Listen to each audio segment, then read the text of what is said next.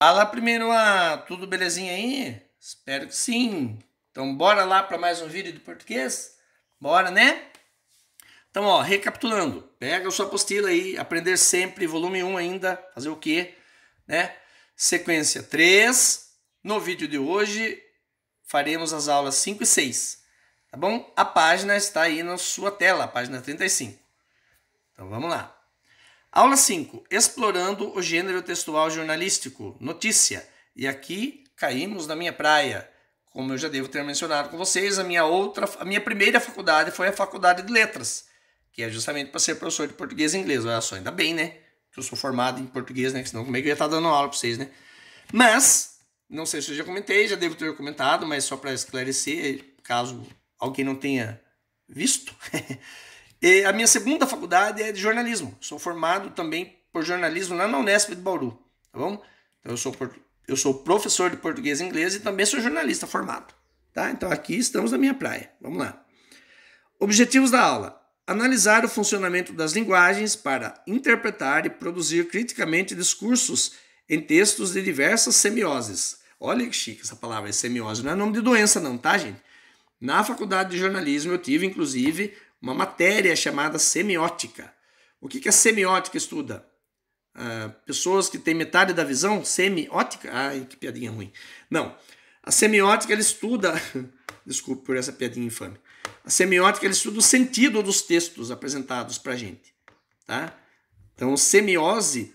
quando fala aí, aproveita, pega uma caneta, anota na frente aí. Em textos de diversas semioses. É só um jeito chique de dizer em textos de diversos sentidos. Então, semiose é sentido, tá bom? O que mais? Identificar recursos expressivos semânticos. Vamos lá. Se assustem, na verdade, com as palavras difíceis. 1. Retomando as informações contidas na notícia. Malala comemora a formatura na Universidade de Oxford, no Reino Unido. Responda às questões que seguem. A. Em qual suporte a notícia foi veiculada? Suporte, gente, é só um jargão do jornalismo para dizer em que lugar que a notícia foi publicada. Foi numa revista, foi no jornal, foi na internet, foi no podcast, entenderam? Vamos voltar lá para ver? Até eu fiquei curioso agora. Como é que a gente vai saber? Será que tem essa informação lá? Tem. Cadê a Malala? Aqui, ó. Não. Cadê o texto da Malala?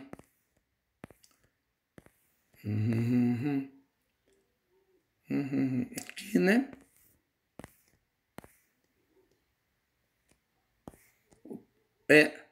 Malala comemora a formatura. Onde é que foi publicado isso aí? Olha lá, ó. Tá aí no pé da página, disponível em jornaljoca.com.br. Fonte, Jornal Joca. jornaljoca.com.br. Então, qual que é? Tá aqui, ó. Então, qual que é o suporte do texto da Malala? É um site, é o site, né, do Jornal Joca. Tá bom? Então é isso que vocês vão colocar aí. Voltando devagarzinho. Aqui, ó. Em qual suporte a notícia foi veiculada? 3 linhas para responder, nem precisava tanto. Mas coloca uma resposta bonitinha, bem completa aí. A notícia foi veiculada no site do Jornal Joca. Não vai usar as 3 linhas, mas enfim, né? B de bola. A notícia de Malala refere-se a qual contexto histórico-social? Como assim? Ele está perguntando aqui. É uma coisa que aconteceu há muito tempo, muito longe, né? Ou é uma coisa da atualidade, uma coisa que acontece ainda hoje? É isso que ele está perguntando. Tá? Então você vai colocar também a sua resposta completa, bonitinha. A notícia de Malala refere-se ao contexto contemporâneo, né, do Oriente Médio e da Inglaterra. Enfim, dá a sua explicação aí. Mas não é uma coisa antiga, é uma coisa recente. Tá? C. Que outros elementos, além do contato com o texto, você observou a respeito do gênero notícia? Esses elementos contribuem para a construção dos sentidos do texto? Pronto, voltamos. Que outros elementos, além do contato com o texto, você observou a respeito do gênero notícia? Esses elementos contribuem para a construção dos sentidos do texto? Então aqui é o seguinte, o que você vai colocar aí nessas 5 linhas? Você vai fazer o seguinte, meu caro, minha cara. Você vai até o Google e vai procurar características do gênero textual notícia. Características do gênero textual notícia. Daí o que aparecer lá, você pega o que for mais importante e coloca aí nessas 5 linhas da C. Beleza? Joia. Página 36. D de dado. Ah, eu odeio quando acontece isso. Desculpa aí, dá até tontura, né? Vamos voltar aí na página de C. Meu pai.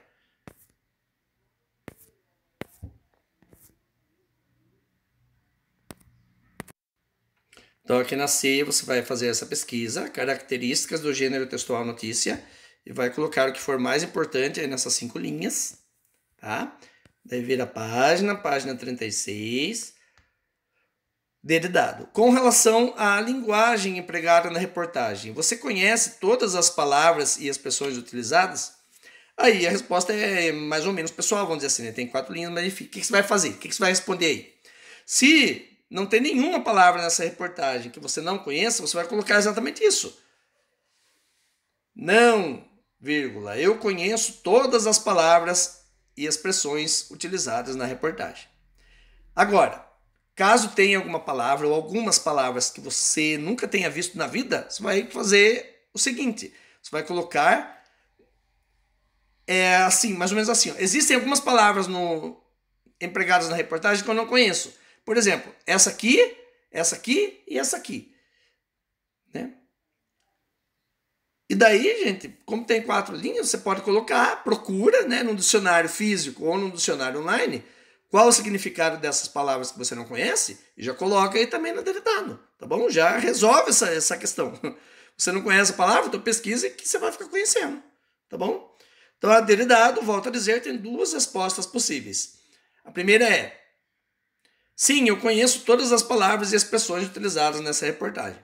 Pronto. Né? E a segunda é: não, tem algumas palavras ou expressões que eu não conheço, tais como essa, essa e essa. E daí já dá você mesmo o significado dessas palavras e expressões. Pesquise e coloque aí. Tá bom? Mas sempre resposta completa, gente. Tem 4 linhas, pelo amor de Deus. Vai colocar sim, não. Tá? Não dou na orelha de vocês. Ai, gente, que saco. Fica acontecendo isso.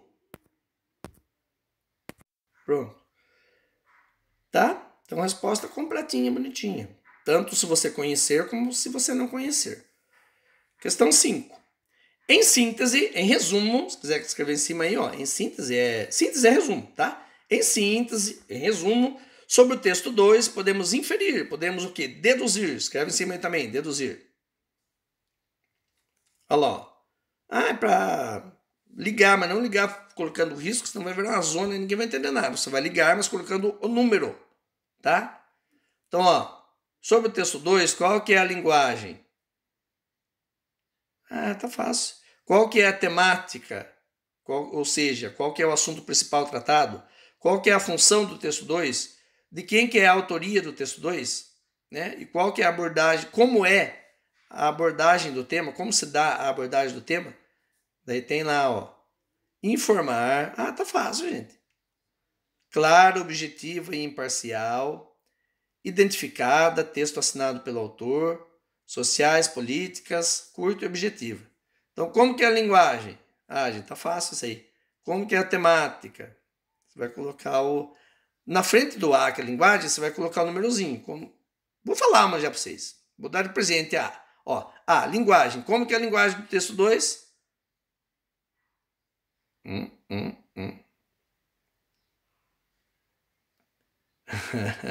Pensar aí? É a 2 aí, ó. Clara, objetiva, imparcial. Ah, não é o...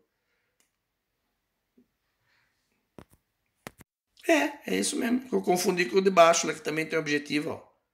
Vou dar 2 presentes para vocês, ó. Linguagem é o 2. A linguagem do texto 2 é claro, objetivo e imparcial. Então você vai colocar na frente do linguagem lá o número 2. Daí o último lá, o E, abordagem do tema. A abordagem do tema é que é curta e objetiva, é o número 5. Então, só colocar o número 5 aí na frente do abordagem do tema, do I, tá?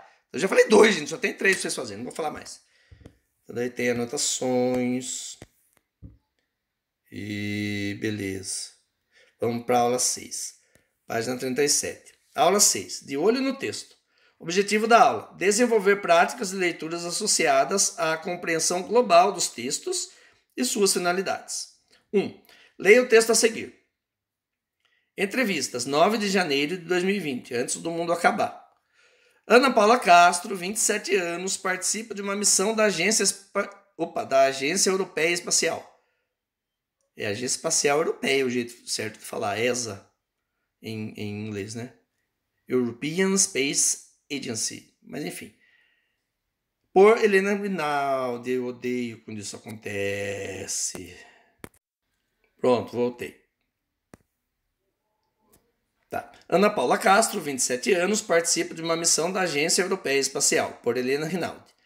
Conheça a jovem que pode ser a primeira astronauta brasileira. Já tem um cara, mas é um cara, né, que tá falando a primeira astronauta, né? Já tem um cara que inclusive é ministro da ciência, é o Marcos Pontes.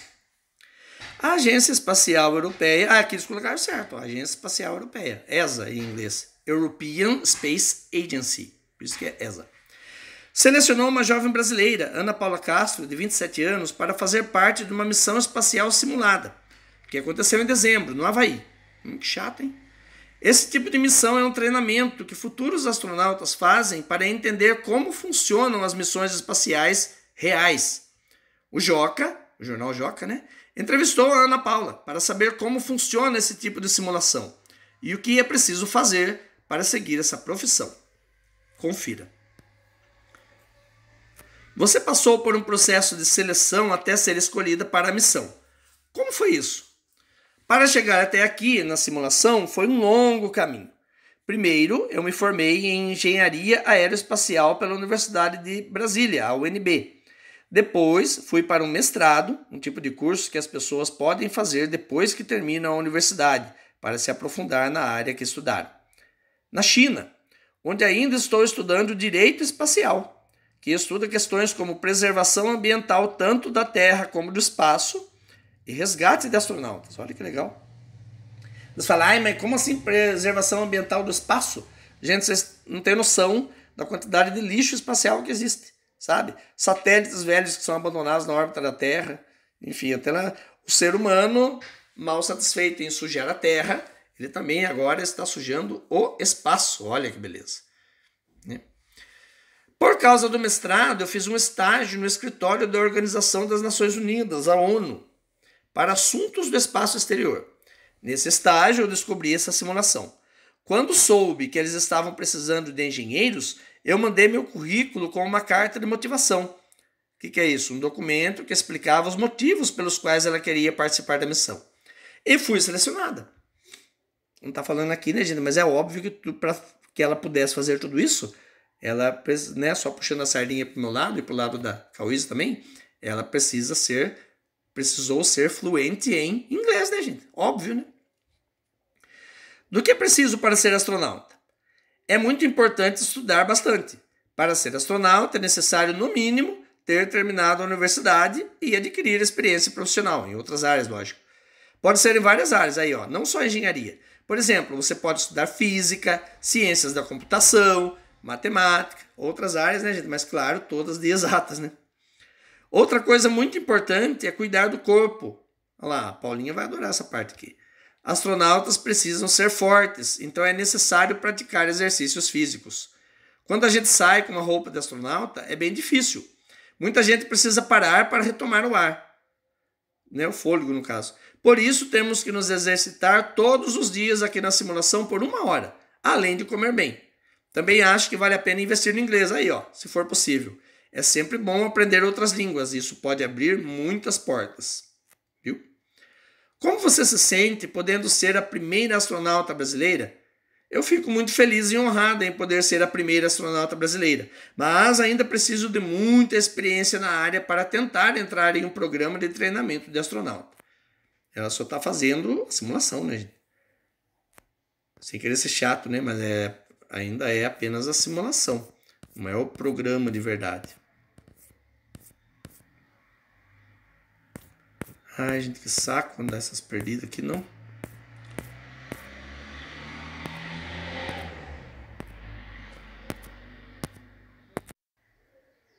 Aí, retomando.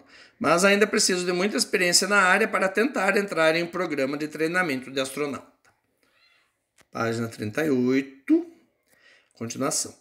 Eu fico muito grata em trazer essa representatividade para o Brasil, não só por ser brasileira, como também pela minha história. Estudei em um colégio público durante a minha vida inteira.